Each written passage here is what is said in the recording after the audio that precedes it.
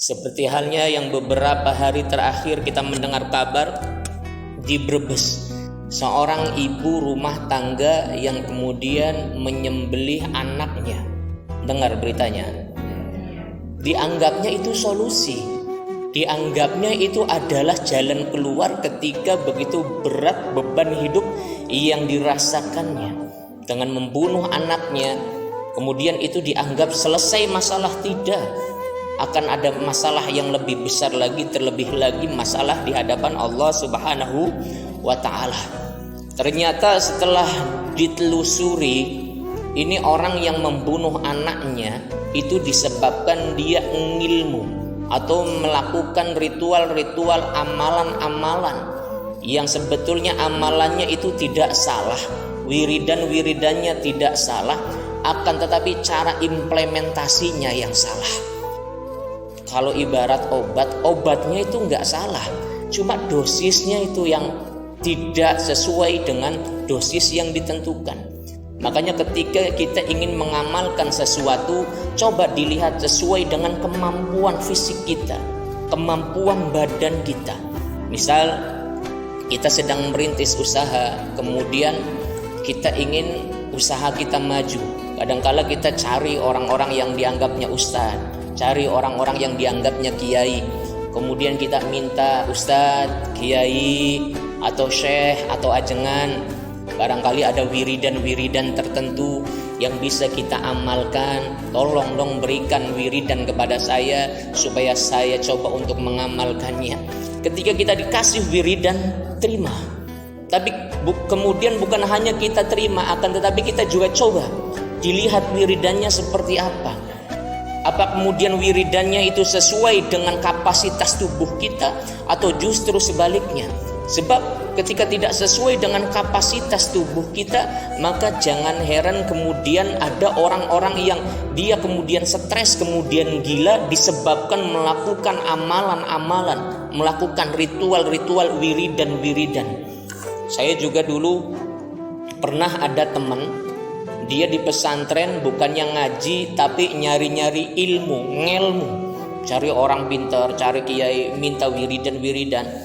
Alasannya supaya sakti, alasannya supaya sukses, alasannya supaya maju. Tapi apa yang terjadi? Ternyata gila, ternyata stres. Kalau kita baca koran, kalau tidak salah tahun 2015, di salah satu koran lokal Cirebon, di Watubelah ada orang tukang cilok yang dia pulang jualan cilok, ngebunuh istrinya, ngebunuh anaknya, ngebunuh mertuanya. Ketika ditanya sama polisi, bapak itu kenapa begitu tega ngebunuh istri, ngebunuh anak, ngebunuh mertua? Saya lihat itu bukan istri saya, Pak. Ketika saya pulang jualan, saya buka pintu, dilihat yang buka pintu kelihatannya ular, saya pentung, mati. Masuk ke kamar, dilihat di atas kasur, padahal anaknya, tapi dilihat sama dia itu ular, dipentung lagi, mati. Kemudian masuk ke kamar mandi, di kamar mandi dia di dapur ngelihat mertuanya, tapi dilihat sama dia itu adalah ular, dipentung lagi, mati. Selesai itu singkat cerita, dia tidur, bangun-bangun dia baru sadar bahwa yang telah dipukulnya itu adalah istrinya, anaknya, dan mertuanya. Maka mulai dari saat itulah dia sadar, berarti dia sudah membunuh ketiganya. Maka kemudian polisi pun nanya, memang bapak lagi ngamalin apa? Tolong jelaskan. Maka kemudian ini pun pelaku berkata, saya lagi mengamalkan ritual wiridan ini, wiridan ini, wiridan ini. Bagaimana cara mengamalkannya? Setiap malam puluhan ribu kali dibaca. Coba bayangkan, Bu.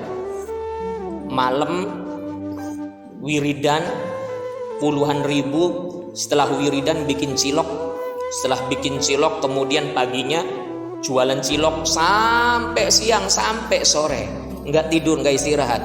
Kira-kira kalau misalnya pulang kepalanya ngeheng atau tidak? Ngeheng. Jangankan kepala, kita punya handphone kebanyakan foto selfie juga kan ngeheng. Kita punya handphone kebanyakan isi bisa ngeheng. Begitu juga fisik kita. Maka jangan heran apabila kemudian ada orang yang mengamalkan wiridan-wiridan kemudian stres, kemudian gila. Bukan karena salah wiridannya, tapi salah dosisnya. Termasuk juga yang terjadi di Brebes beberapa hari yang lalu. Seorang ibu membunuh anaknya dengan menyembelihnya, dengan memotong lehernya. Ketika ditanya sama wartawan, kenapa? Saya dapat ilmu, saya lagi ngamalin ilmu. Dari siapa? Dari guru. Siapa gurunya? Rahasia. Maka di sini juga harus jadi pelajaran Bapak Ibu. Ketika kita mendapatkan amalan dari orang yang dianggap pintar, dari orang yang dianggap ustadz, dari orang yang dianggap kiai, boleh kita amalkan. Tapi lihat, kita punya fisik, kita punya tubuh, kita punya badan sesuai dengan kondisi fisik kita. Ketika kita kayaknya saya nggak sanggup, jangan lanjutkan. Cukup kita amalkan apa-apa yang sudah diajarkan oleh Rasulullah Muhammad SAW. Kita zikir, kita lelah, istirahat. Kita wirid, tahajud, kita capek, kita istirahat. Islam itu agama yusrun, agama yang mudah. Maka kadangkala orangnya sendiri yang mempersulit. Islam itu sederhana, tapi orangnya sendiri yang kemudian bikin ruwet, bikin rumit. Mohon maaf lahir dan batin, banyak perkara-perkara yang ini menunjukkan pada hakikatnya Islam itu mudah, tapi kemudian dipersulit sendiri oleh orangnya. Ketika saya tanya, ada orang-orang gila, ada orang stres, kadang-kala saya termasuk orang yang iseng, sering nanya, senang nanya. Misalnya ada orang gila di satu kampung, saya nongkrong kemudian di warungnya, itu bisa edan gunang apa ceritanya? Oh bengene si orang edan Ustad, dulunya sih nggak gila, bisanya gila kayak gitu gimana? Ngelmu. Bisanya gila seperti itu apa? Ngamalin amalan-amalan. Banyak yang seperti itu. Kenapa bisa seperti itu? Karena overdosis.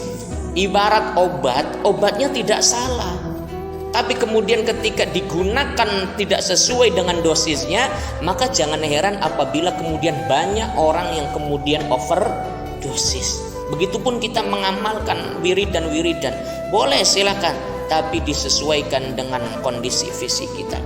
Makanya ada teman bertanya kepada saya, Ustadz, saya dulu waktu ngerintis usaha, saya minta amalan ke seorang kiai, kasih amalan, kemudian saya ini, apa amalannya Pak?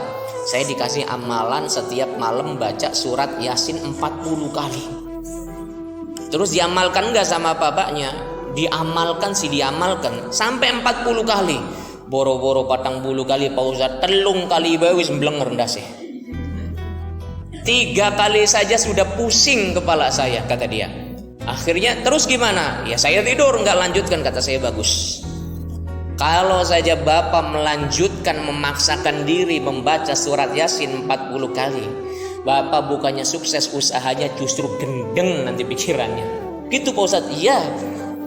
Kalau ibarat kendaraan, kalau ibarat mobil, kalau ibarat motor, itu ketika sudah panas harus diistirahatkan. Kita punya mobil, kita bawa mobil keluar kota, sudah tinggi kemudian suhunya, sudah panas, istirahat, berhenti.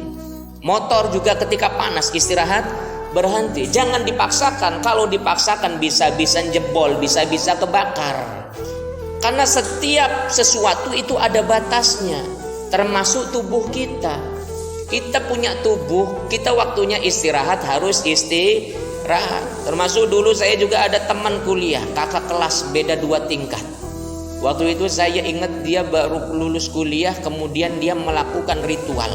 Ritualnya itu mengamalkan puasa, tapi bukan puasa nggak makan, nggak minum, puasa nggak tidur Bapak Ibu. Puasa nggak tidur selama 7 hari. Coba bayangkan, saya tanya gimana caranya nggak tidur 7 hari itu. Kalau misalnya ngantuk itu Fahmi, saya itu minum kopi. Kalau minum kopi masih ngantuk, saya langsung mandi. Terus seperti itu. Hingga akhirnya apa yang terjadi? Stres. Gila. Ngerasanya sendirinya sih sakti. Ngerasa sendirinya sakti. Padahal sih stres, ngeheng, otaknya ngeheng, kepalanya ngebul. 7 hari nggak tidur. Saya semalam aja begadang nonton Piala Dunia, Liga Champion, pas waktunya ngajar di sekolahan, perasaan telapak kaki nggak napak di bumi. Apalagi ini 7 hari.